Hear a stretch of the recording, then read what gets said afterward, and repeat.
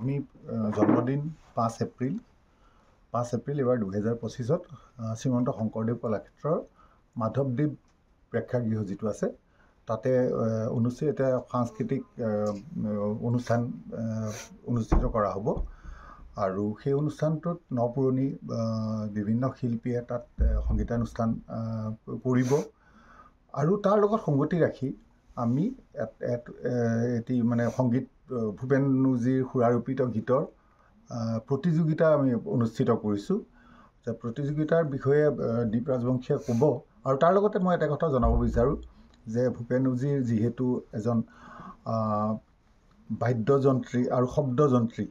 বিশেষকৈ প্ৰাইমেৰী যিটো কয় প্ৰাথমিকভাৱে তেওঁ সেইটো আছিলে সেইকাৰণে আমি প্ৰত্যেক বছৰে ভূপেনুজীৰ দেৱৰ জন্মদিনত আমি 3জনকৈ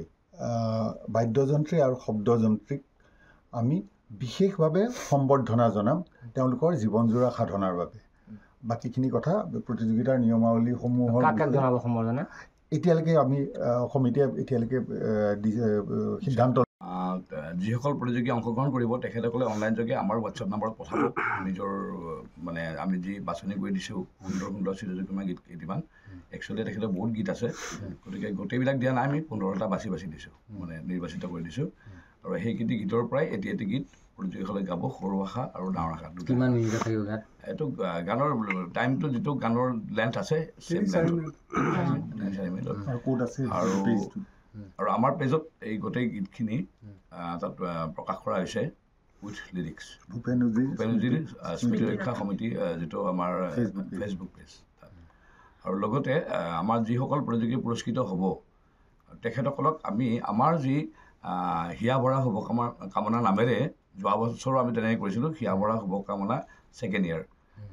লাষ্ট টাইম ফেব্ৰুৱাৰীত কৰিছিলোঁ এইবাৰৰ অনুষ্ঠানটিৰ নামটো হিয়া ভৰা শুভকামনাই হ'ব আৰু আমাৰ অন্তৰংগ সাংস্কৃতিক অনুষ্ঠান এটা হ'ব আমাৰ প্ৰতিষ্ঠিত আৰু নৱপ্ৰজন্মৰ ল'ৰা ছোৱালীয়েও তাত অংশগ্ৰহণ কৰিব লগতে আমাৰ যিসকল প্ৰতিযোগীয়ে সৰু ভাষা আৰু ডাঙৰ শাখাৰ দুইটা শাখাৰ শ্ৰেষ্ঠ প্ৰতিযোগীক আমি তাত গীত গাবলৈ সুবিধাখন দিম আৰু লগত পুৰস্কাৰ যিকোনো খবৰৰ বাবে যোগাযোগ কৰক 7099017330 লগতে 7099017110 নম্বৰত।